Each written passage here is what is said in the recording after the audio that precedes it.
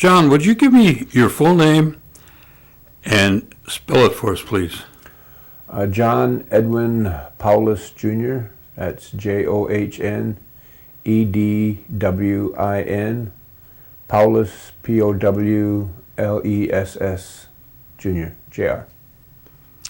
And what was the date of your birth? February 29th, 1948, And where were you born? in Green Bay, Wisconsin. And give me the names of your mother and father, including your mother's maiden name. My father was John Edwin Powless Sr., and my mother's name was Lois June Moore. And do you remember the names of your grandparents? My grandparents on my father's side was Mark Noble Powless, I believe. I'm not sure about his middle name, but I think it was Noble, Mark N. Powless. And his wife was Margaret Stevens. And on my mother's side, my grandfather was Simon Moore, and his wife was Irene Matoxen. Now, those are your grandparents. Mm-hmm. Do you know anything about your great-grandparents? Do you know the names? I believe my great-grandfather was John Dugwoodake Powless, but I'm not sure who his wife was. Her name might have been Elizabeth, but I'm not sure. And my great-grandfather on my mother's side, his name was Austin Moore, and his wife's name was Matilda. I don't know what her maiden name was. Okay. Now, did you have any contact at all with your great-grandparents? I might have with Austin, my mother's grandfather. And let me just back up a little bit. My great-grandfather on my grandmother's side would have been Jameson Matoxen. And his wife, he might have had more than one wife. His first wife might have died, I'm not sure, but I know the great-grandmother I remember was Ida, and I think her last name was Skenador. That's it. And I barely remember her, and barely remember Austin. And didn't know John D. But you were well acquainted with your grandparents. Out of the four, yeah, three of them. My grandfather, Mark Powless, he passed away the year I was born. Okay. So I think he passed away, like I was born in February, he passed away like in May. It was about planting time, and he was out in the field, and I think he had a heart attack or a stroke or something out in the field. So he did give me a nickname, though, that kind of stuck with me. He always called me Jack. And so that's, a lot of my cousins know me as Jack or as Jackie. And I did know my other set of grandparents really well, Simon Moore and Irene Moore. I lived with them all the way through high school. They were my guardians. And I remember my dad's mother, her name was Margaret Stevens. I remember her. She used to stay with different sons and daughters. As she got older, she'd spend time with us, and then she'd go stay with some other son or daughter. And she came to my wedding, and so I always remember her for coming to my wedding, because it was way out in Utah, where I got married in Salt Lake City, Utah, and she came all the way out there for it. About how old was she when she came out there? I'm not sure, probably in her late 60s or early 70s. Okay. to be close around there. Yeah. Now, did your grandmother Stevens, did she speak Oneida? Yes. Did she ever talk to you about her educational background? No, I didn't. I wasn't that close to her, so I never really got to talk to her a whole lot. But my grandmother, Irene Metoxen, she told me a lot about her education, how she went to Carlisle back in Pennsylvania. And she said while she was going to school there that Jim Thorpe had returned to visit the school while she was there. So she got to know him. And she also went to Toma Indian School that I know of. So those are the two schools that I know she went to. And I did stop in Carlisle, Pennsylvania, and try to see if there were any records on her, but I couldn't find any. And Carlisle is now, I think it's a military school for the United States Army or United States government. And she spoke the language too. And I grew up there quite a bit, and I remember that there were a lot of elderly folks who were always coming to visit with her. And I can remember how they'd be speaking Oneida. And so one time I asked her how come she never taught my parents Oneida and why she never taught me Oneida. And she said it was because of the boarding school experiences. She talked about how the kids used to get whipped if they were caught speaking the language. And so she kind of assumed that I would be going through the same system, or her daughter would go through the same system, and didn't want them to receive the whippings that they got. And so that was a negative thing in her life, and so she didn't want her children or grandchildren to experience the same thing. So we never learned the language. We learned phrases and words, but never fluent in the language.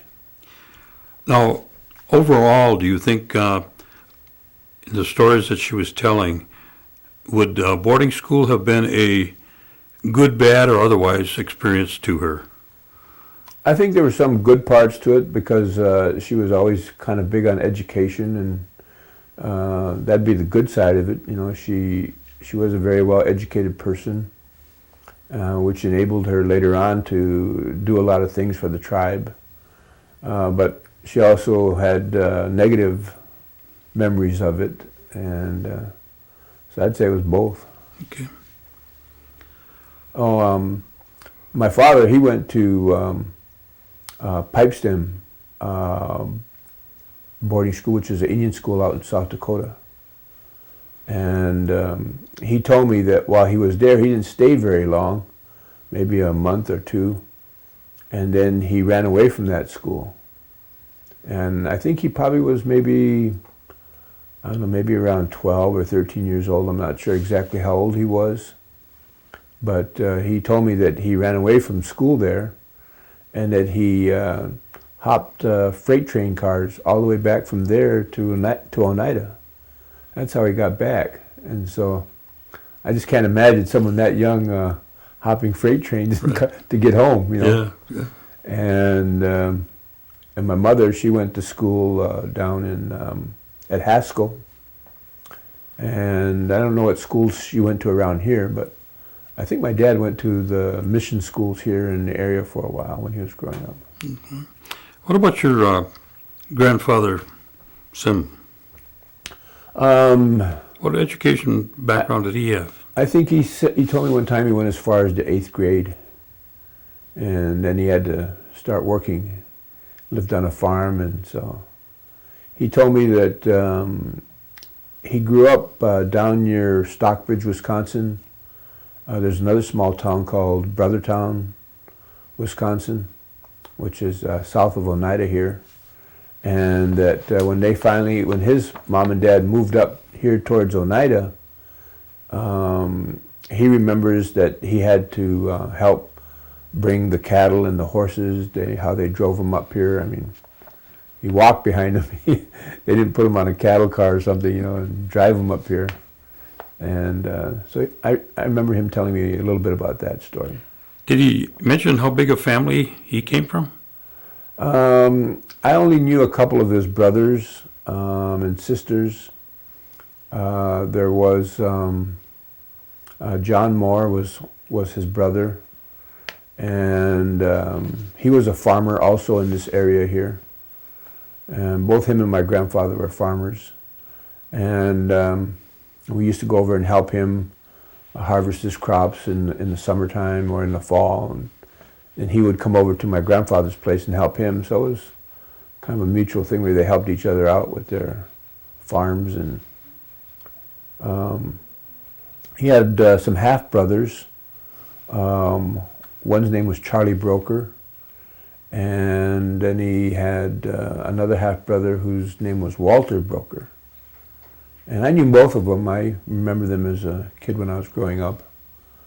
And then he had a sister, Genevieve, and another sister named Hattie, or Genevieve was Genevieve Cornelius, and Hattie was Hattie Schuyler.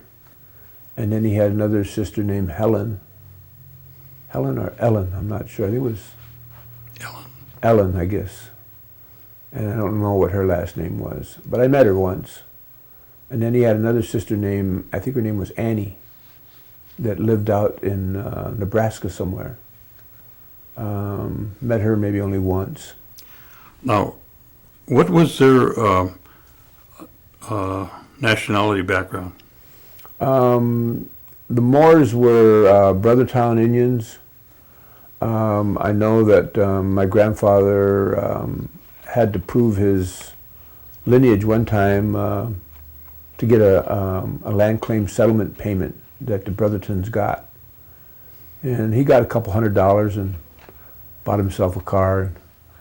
So he did qualify for the payment. So I knew he was, I think he had to be at least a quarter Brotherton Indian in order to be eligible for a payment.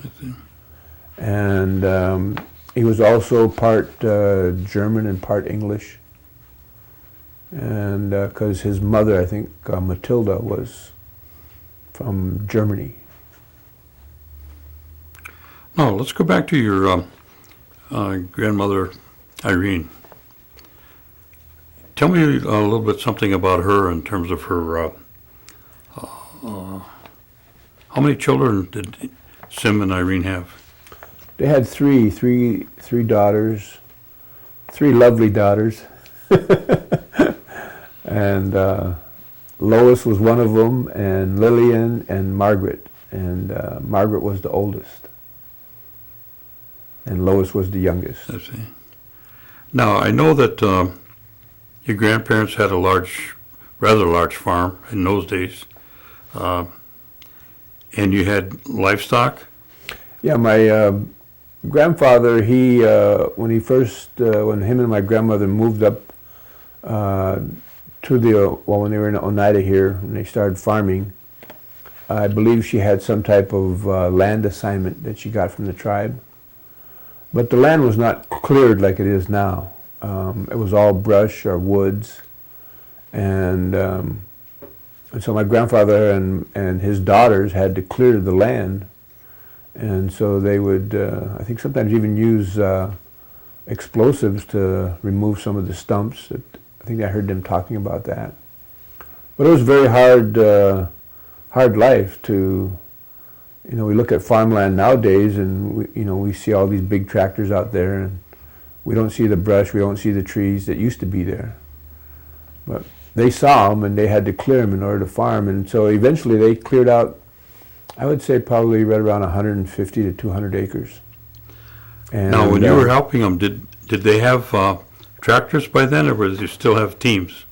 As a small child, I remember my grandfather had horses. He had a team of horses. Mm-hmm.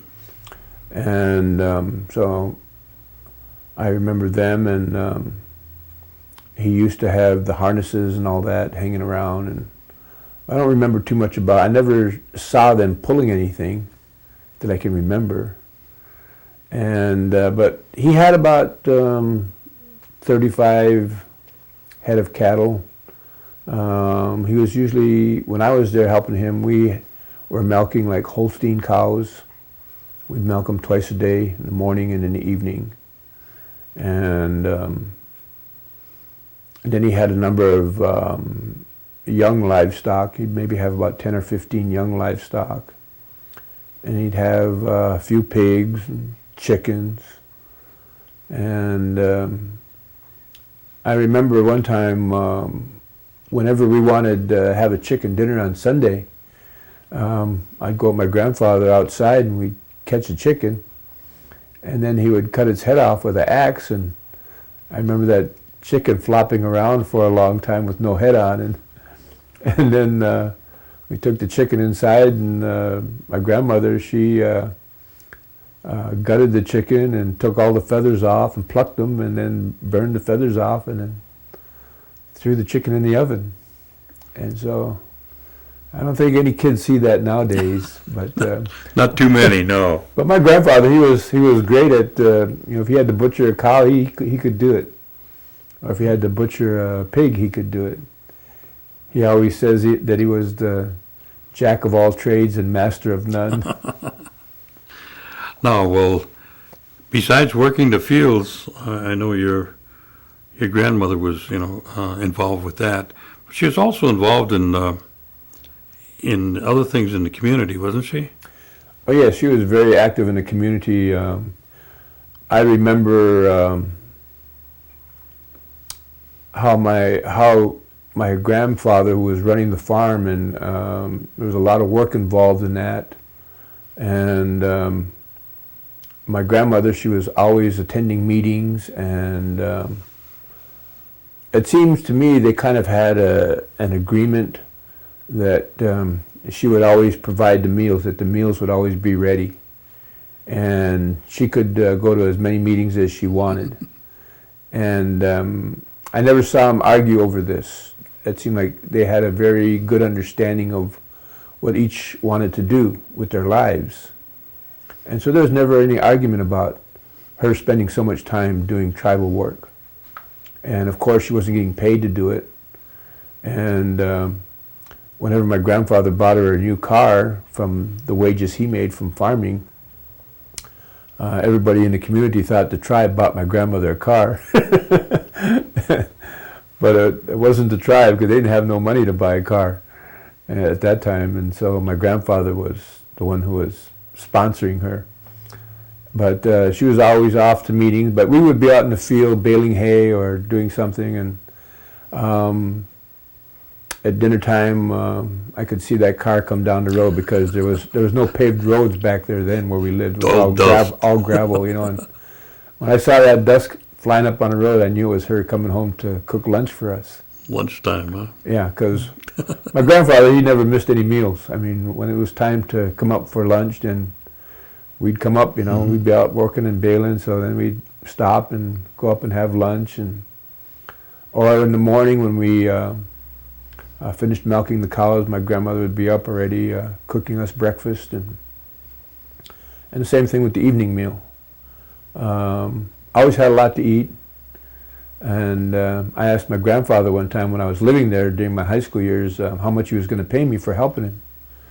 And he said, well, it's free room and board and all you can eat. And so he always had grandchildren there that were helping him. We were coming and going and during the summertime. And one time his brother John came over, and he saw all these grandkids around the farm. He says, how do you feed all these kids, And he said, well, we're able to do it. We take care of them. They're out working. One thing I often remembered about how important work was to my grandparents, especially my grandmother, is that sometimes my cousins would come up, and they were there just to have fun for the summer. They didn't want to bale hay and get up in the haymow and milk cows. They didn't want to do that. But they were there to enjoy themselves. This was a break from school, and so they came up to have fun. Well, when it came time to eat, my grandmother said to those cousins who didn't work, she says, you guys have to wait till the guys that worked eat first, and you can have what's left over. Well, they never went hungry, but Yeah. it was just the idea that it kind of made me feel special that I got to eat first ahead of the other ones, because I was working. Now, your grandmother also had another distinction in the community. She was into the working quite a bit with the tribal government. And what did she serve on the council? Yeah, she was on the tribal council for a number of years, and I remember when she got elected chairman to be the first woman chairman, I think, in the United States, besides being the first one in the Oneida tribe. I remember one time some of us grandsons were taking a break from baling hay, and it was in the summertime, and the newspapers were coming to interview her and talk to her, so she was just kind of a celebrity. We didn't know how big of a celebrity, but we knew that there were people that were wanting to interview her and talk to her, and so one time she was driving into the yard, and we were all sitting on the fence there watching her drive up, and we all started clapping and cheering for her, and she was kind of embarrassed by our actions. We were just kind of acknowledging her notoriety, I guess you'd say. But she went to a lot of meetings. She took me with her to meet some of the tribal leaders at times. I don't know why, but it seemed like I was tagging along with her on different occasions. And I remember going to meet with Julius Danforth. I don't remember what they said, but I was over at his house and got to meet him and sat there until she was done with her business. And I also remember meeting Oscar Archquit, and that she took me over to his place when he was sick, just before he passed away. She took me over there with her to go see him. But those are the only two tribal leaders that really stand out in my mind that I remember her meeting with. But she was always at meetings, and doing it without any compensation, never getting reimbursed for mileage or anything like that. Later on, when the tribe started to get a few dollars and a few programs, and she worked in that, I think it was the Community Action Program, she got compensated for some of the work that she did, but she had already put in maybe 20, 30 years of work without payment before that. And but she was really dedicated to the community, and very, very active in the community. And I know she was instrumental in bringing running water to people's homes and indoor plumbing to people's homes, and trying to bring housing projects like the Site 1 housing project and Site 2 and those places. I'm sure she was instrumental in bringing these housing projects to the tribe. And a lot of times at night, she'd be sitting in her recliner, rocking chair, and she'd have tribal documents and letters and just laying all over the floor around her that she had been reading and studying. She'd start out after supper time, and dishes would still be in the sink sometimes, and she would have to get to some of her paperwork, and so till maybe about 9 or 10 o'clock, she'd still be at it, and then finally fall asleep in her rocking chair. And then I would go to bed, and I'd wake her up before I went to bed. And my grandfather, he would work from sun up to sundown, so he was always tired, and he'd be asleep in his rocking chair. And they're very, very both hardworking people. Mm-hmm. One of the things I often think about when I look back on my childhood is I never saw them depressed or discouraged. And I always have happy memories of them. My grandfather couldn't afford new equipment or new tractors or plows, so things were always breaking down. And he never got rid of anything. He always kept everything, and from tools or different parts, from pieces of equipment. He kept a lot of spare parts around. And so he would always try to fix things himself first, and he was usually able to.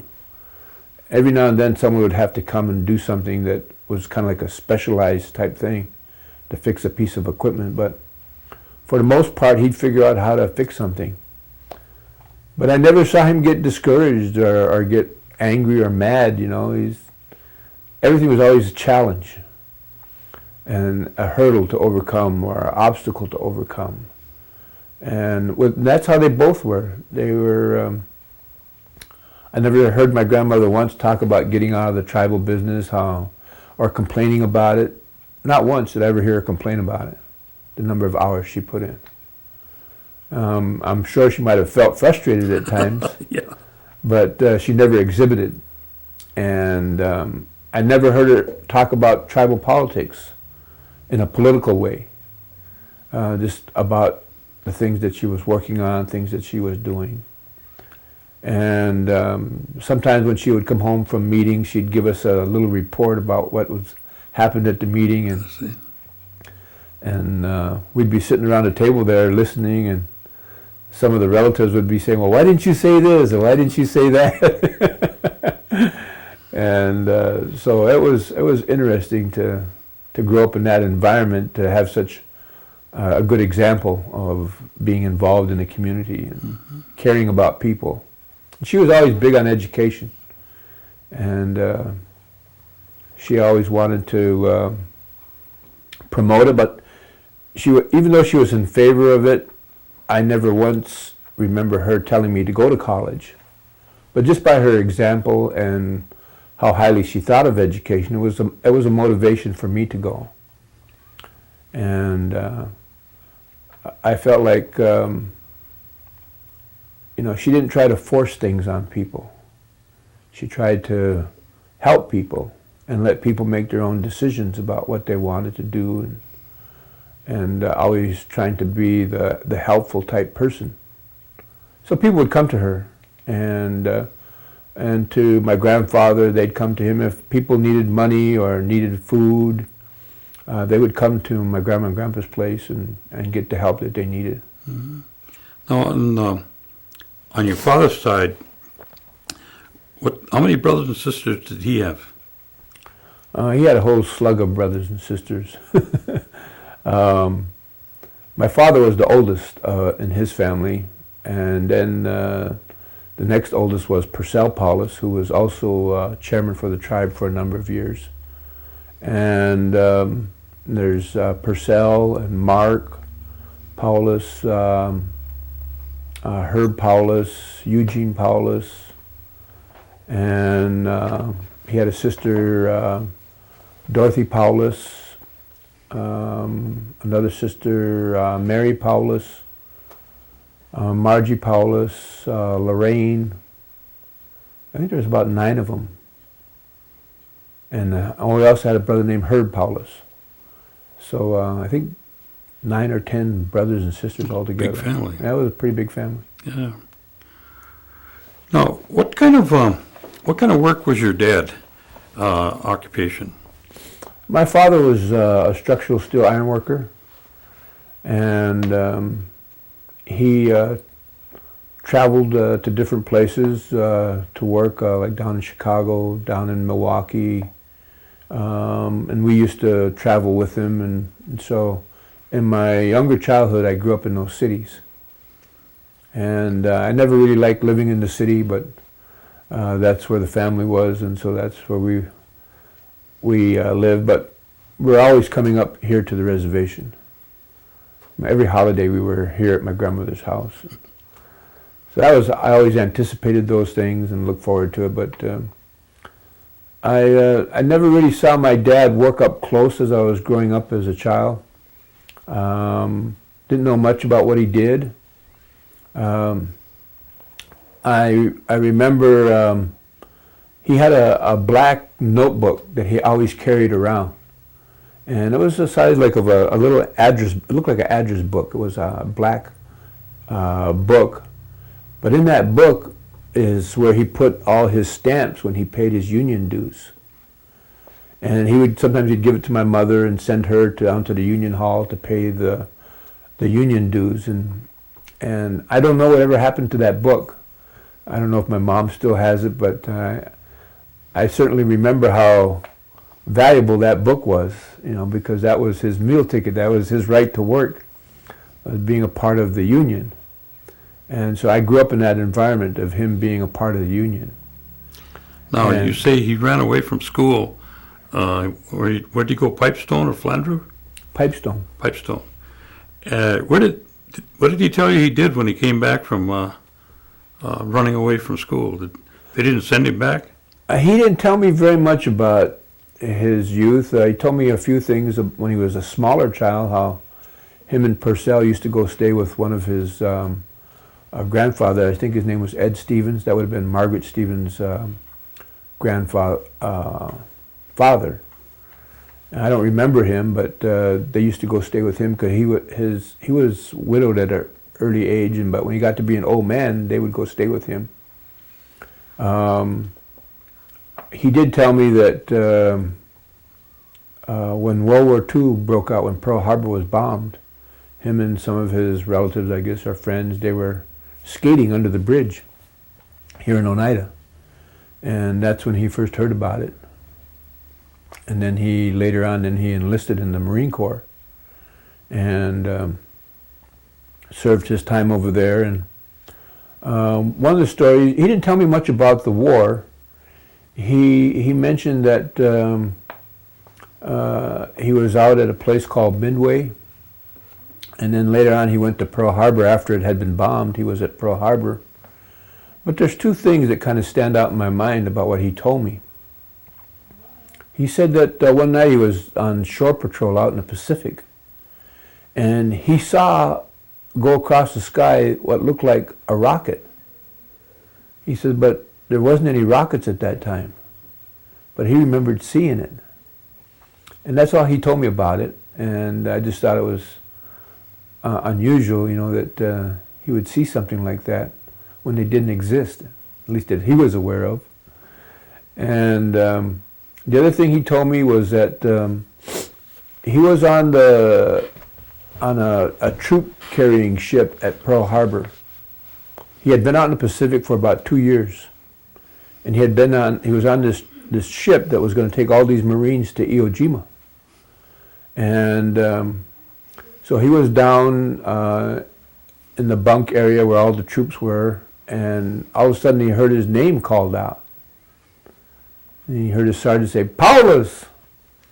And so he was telling me, he said he was trying to figure out what he did wrong and how he was going to be disciplined. And so he went to meet with his sergeant, and the sergeant told him, he says, "Pack all your things up.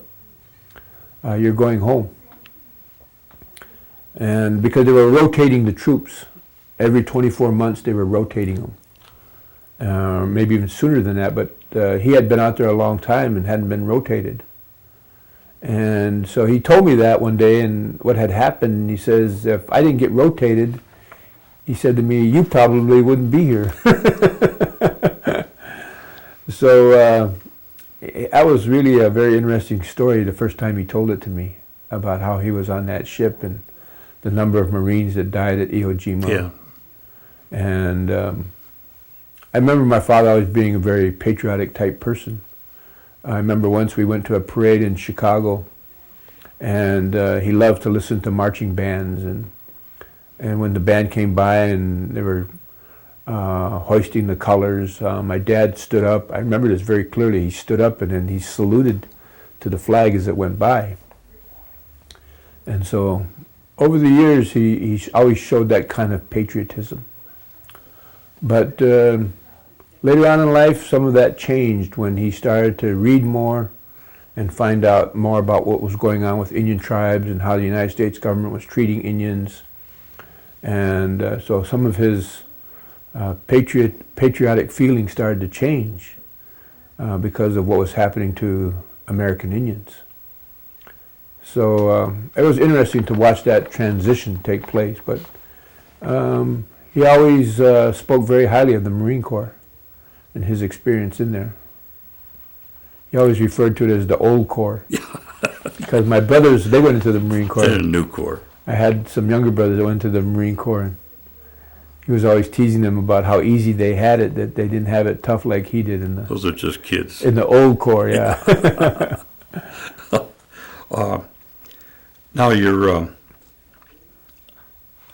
Let me just go back a little bit to my Oh, dad's sure. ironworking experience. He worked on a lot of bridges and buildings down in Milwaukee. Most of those overpasses that you see when you go down Highway 41, he probably worked on a lot of them.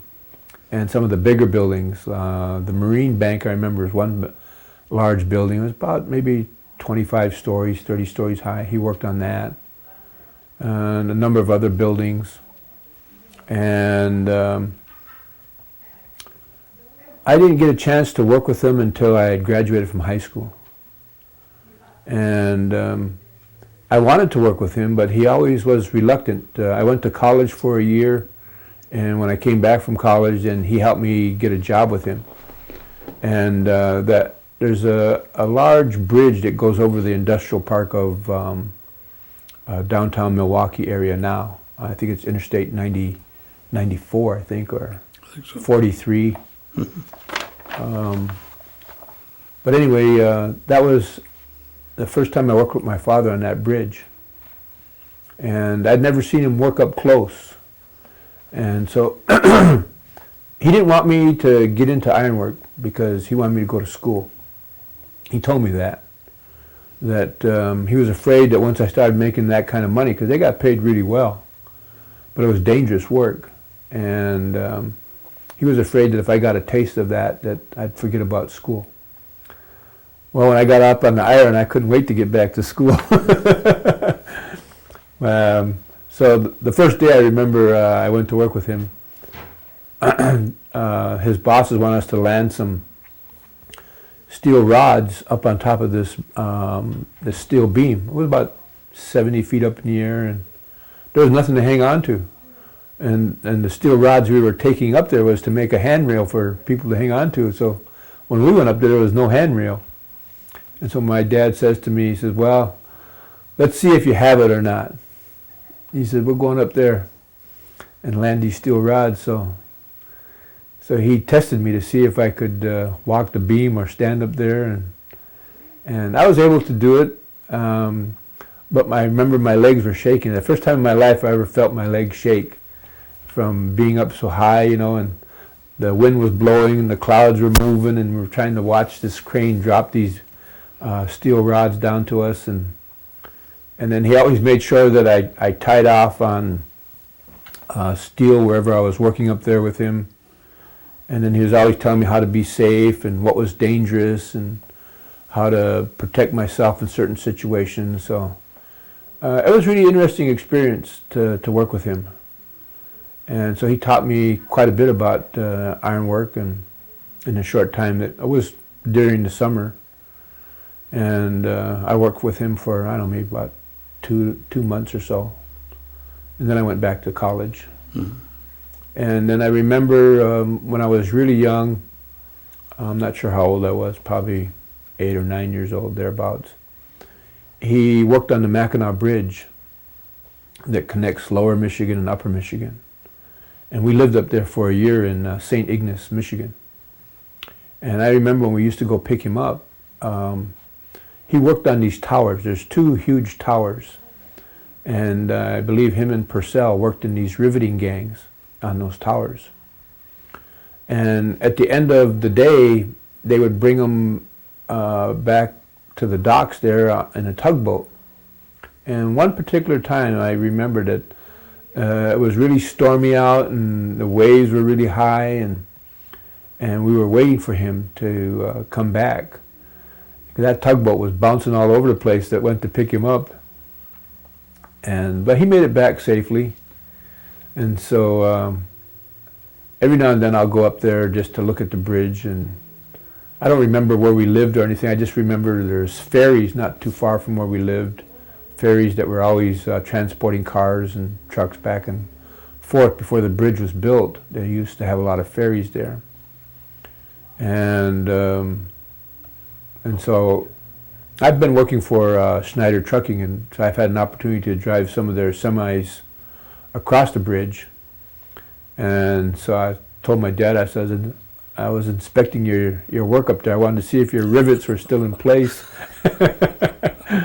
And so he chuckled at that, but it was that's really something to see. It's a major piece of engineering and something that is worth to go see. That's right. That's right. And there's a lot of men that passed away on that job, that died, that got killed in various accidents. But my father was always very fortunate, I guess, because he's seen a lot of accidents, and so he was always very safety conscious. And he would tell others how to be safe, but sometimes they wouldn't listen to him. But he knew a lot about safety and protecting yourself. How many brothers and sisters do you have? I have three brothers. David Powless, Mark Powless, and Dale Powless, and a sister, Patricia Lassala. And you're the oldest? And I'm the oldest. I see. And then later on, my mom and dad adopted a little girl, and her name is Michelle. I see. Now, where did you go to grade school? When you were living with your grandparents, were you going to grade school or high school then? High school. High school? And then my dad worked around here for a while, but and while we were living here, I went to the Chicago Corners Elementary School. That's what we knew its name to be. I don't know what its official name was, but people on a reservation always referred to it as Chicago Corners. And that's where I went to school with a lot of my cousins over there.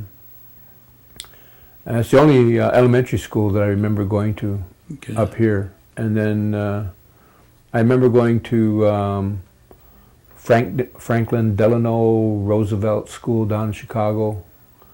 And I remember going to 31st Street School down in Milwaukee, the 12th Street School in Milwaukee, and Steuben Junior High down in Milwaukee. When did you start in Seymour?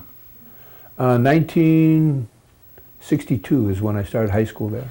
And did you go in as a freshman, or were you already in high school? We were living here at the time. My mom and dad were living here in Oneida, and my dad was working here, and then his job came to an end, and so they were getting ready to move back down to Milwaukee.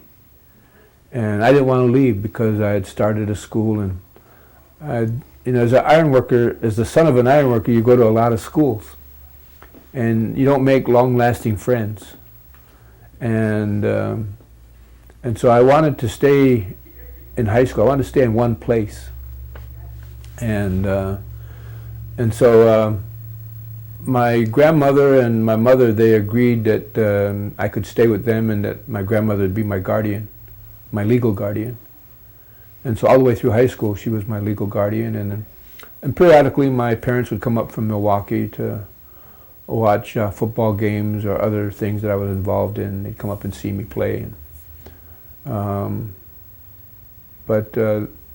going to high school there and staying up with my grandparents, I was very lucky now that I look back on it to have that experience, because nowadays not many young people spend any time with their grandparents. That's true. But I got to stay with them every single day for 4 years. Now, what was your take on high school? Good, bad, or otherwise? Sports-wise, athletic-wise, it was great. I went out for basketball, football, and track.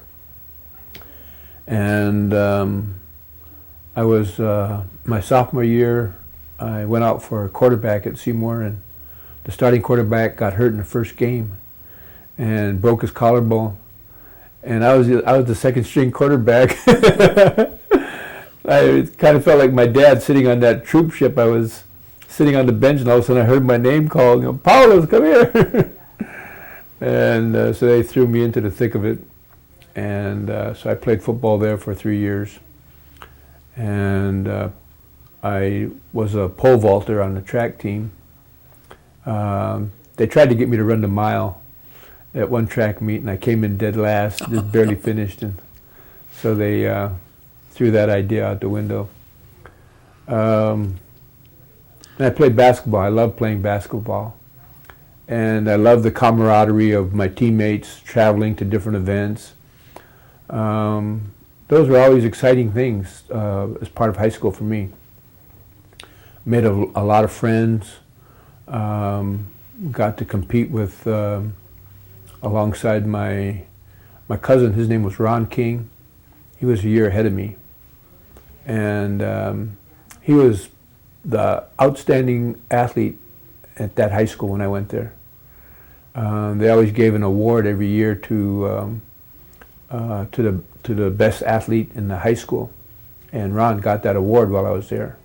So I always kind of looked up to him, and he was tall, he was about 6'3", and so he was a very good athlete.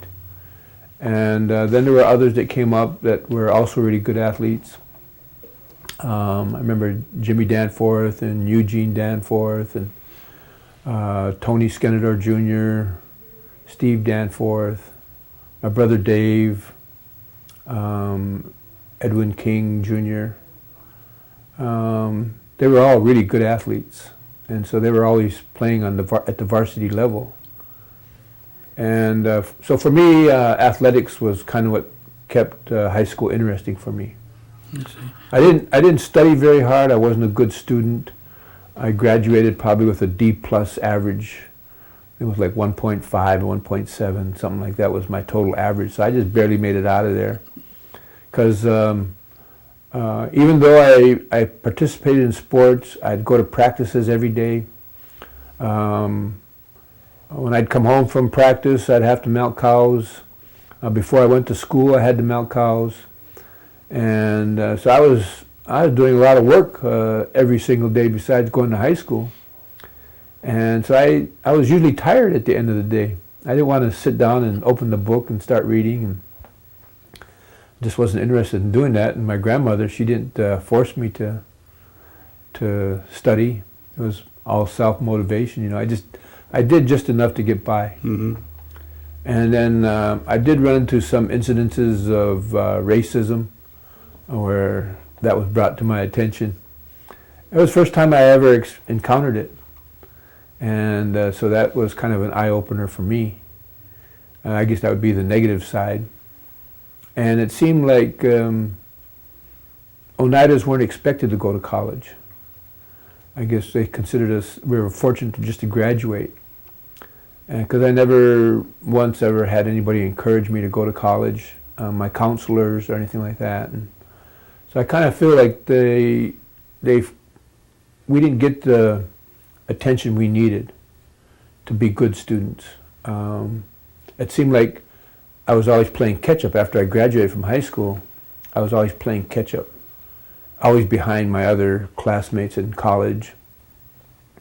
And so I had to work twice as hard, it seemed, to get involved in studying and learning and taking it serious.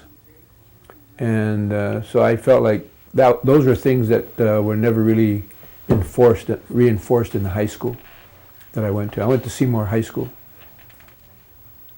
So it was an eye-opening experience for me to graduate. What year did you graduate? I graduated in 1966. 66. Mm-hmm. And what was your move after graduation?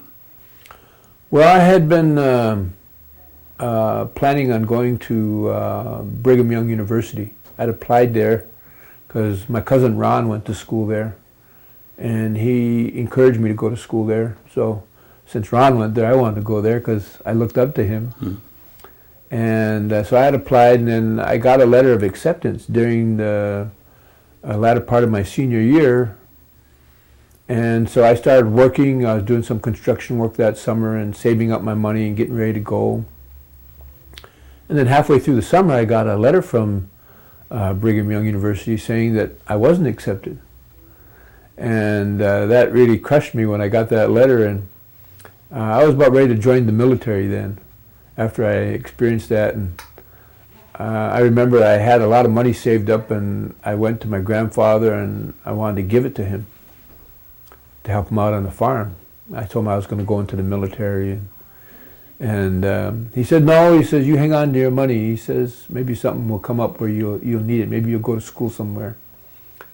And my Aunt Mary, she was a teacher out in Alberta, Canada. She taught at a small Indian school up there. And so I wanted to tag along with her out to Provo, Utah, where Brigham Young University was located, to see if I could get in. And so I went out there not knowing whether I was going to be able to get in or not. And when I got there, they looked at my test scores and said it wasn't good enough for me to get in there. And they offered to put me into a vocational school. And I told them, I said, I didn't come 1,500 miles to go to a vocational school. If I wanted to do that, I could have stayed back home. I said, I want to go to college. And so Brigham Young University has, they had a junior college at that time called Rick's Junior College, located in Rexburg, Idaho. And so the guy that I was talking to there in Provo, he said, well, let me give the people up at Rick's Junior College a call, and we'll see if they'll accept you. So I was sitting there in the office, and he called them and started telling them what my scores were. I had scored high in a couple areas, but everything else was really low. And so the guy up at Rick's College said, well, we're in our last day of registration is tomorrow. If he can make it up here tomorrow, then we'll accept him on probation, academic probation. And so my Aunt Mary and I, we took off that day, and we got up there the next morning, and I got registered to go to school. And I had to find a place to stay, and I got registered first. I was going to take care of the other details later. But I was fortunate to find a person there that took me in and even offered me a part-time job distributing the local newspapers. I didn't have to go deliver them to the house, but I had to count the newspapers for the paper boys. So I had to get up every morning about 5 o'clock and take care of it so that everybody had their paper in the morning. And so that paid for my room and for my meals. And I had enough money to pay for my room expense, and plus a little left over. I didn't get any help from the tribe at that time. I don't know if they even had a scholarship program or I don't think they even had an education program at that time. But I was up there on my own and just surviving, and I did pretty good my first semester there. I had like about a C or C plus average, and I enjoyed it and made a lot of friends. And that was a real challenge because I was 18 years old at the time, never really been away from home by myself. So this is the first time in my life where I ventured out and went to a place where I didn't know anybody. And my Aunt Mary, she dropped me off and said goodbye, we'll see you, good luck. And so there were a lot of times when it was discouraging, got a little homesick at times. I was lonely at times, sometimes, because there wasn't very many Indian kids at this school. There was a couple, but I didn't know them that well. And so I was seemed to be by myself quite a bit. And but I was just glad to be there. I was glad to get the opportunity, and I wanted to make the most of it. And so I didn't want to come back to Oneida and say that I had to drop out because I couldn't cut it and I couldn't do the work, and I didn't want to come back to Oneida being a failure, or come back home and tell my mom and dad that I failed, or my grandmother that I had failed and couldn't hack it, you know. So that was always lingering in the back of my mind, you know. I didn't want to bring any disgrace to the family by not being able to cut it. And so I worked a little harder. It was an incentive for me to work hard. And so I did pretty good while I was there. What year did you graduate from BYU? Well, I transferred, I went to Rick's College for a year and a half. And then in January, I transferred down to Brigham Young University and got accepted and had to take out some loans to go to school because I still wasn't getting any scholarships from the tribe or from, well, at that time it wasn't really the tribe, it was, everything was coming out of the BIA office up in Ashland. Mm-hmm. And I couldn't get any money from them because I was going to a private religious school and they wouldn't give any money to those schools. So I couldn't get any help there. Eventually I did, the law changed so I was able to, but for those first 3 years I had to scrounge around and get money wherever I could to go to school. I remember that when I came home that I was home in like say December and I didn't have to go to school, didn't start until February. So I had a couple months off. And so I came home and my uncle, Purcell Powless, he was still doing iron work and he was living here in Oneida and he was working on the Two Creeks power plant. And so he got me a job over there. And every day we went out there, it was like 25 below zero. And but we got paid for just showing up every day, and on top of our wages, whatever we made. And so I was doing that, and I remember we'd go out there and work for maybe about 30 minutes, if that, and then we'd go back into the shanty because it was so cold. And I remember my uncle telling me, he says, "Well, let this be a lesson to you to stay in school." He said, if you don't stay in school, you're going to be freezing your ass off out here with the rest of us. So that was very good advice from him. And so he was encouraging me to stay in school, you know, hang in there. So I went down to BYU and Brigham Young University. That was a big school. There was about 30,000 students there. But they had a very good Indian program. There were a lot of Indian students there. We must have had somewhere in the neighborhood of 300 to 500 Indian students from all over the United States and Canada.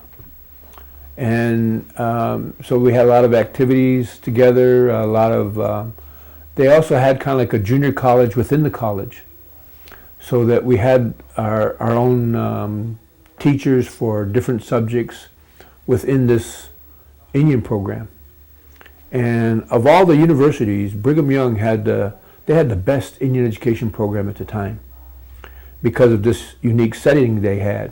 They had more Indian kids graduate from college than any other university. And so I really enjoyed it there because of the number of Indian students. I made a lot of friends, people that I still stay in touch with to this day. But it was hard to eventually you had to branch out into other academic areas, and I wanted to get a degree in history, and so I was able to focus on a lot of American Indian history subjects. That's what my specialty was. And so I got my degree in history in 1971. When I graduated, I didn't have, I had maybe about a C or C plus average when I graduated. And this friend of mine that I got to be real good buddies with, he was saying, he says, "John, you ought to go on to graduate school. You ought to get into this master's program." Because he was in a master's program called public administration. He says, "You ought to get into this program and you can learn a lot about managing things." Because he knew what I wanted to do in terms of coming back to Oneida or working with other tribes. He was aware of that. And so I applied, and because my undergraduate grades weren't that high, I got in on probation again, academic probation, at a master's level. And it gave me 1 semester to see if I could cut the work, and I was able to cut it and keep my grades up. And then I had a friend of mine, his name was Larry Echohawk. He was a law student at the University of Utah Law School. And he was encouraging me to go to law school. So there's a big demand for Indian lawyers. There's not very many of us. He said, "I would encourage you to go to law school." I told him I was already in this master's program, and he said, "Well, still apply anyway. You know, you can always work on that later." but see if you can get into law school. So I applied a number of times to law school. Didn't get accepted anywhere. I applied to the University of Michigan, University of New Mexico, University of Utah, and didn't get accepted. And I applied to, right about that time, Brigham Young University was starting up a law school. We're going to have to stop there and pick up on the next tape because Okay. 6 tapes.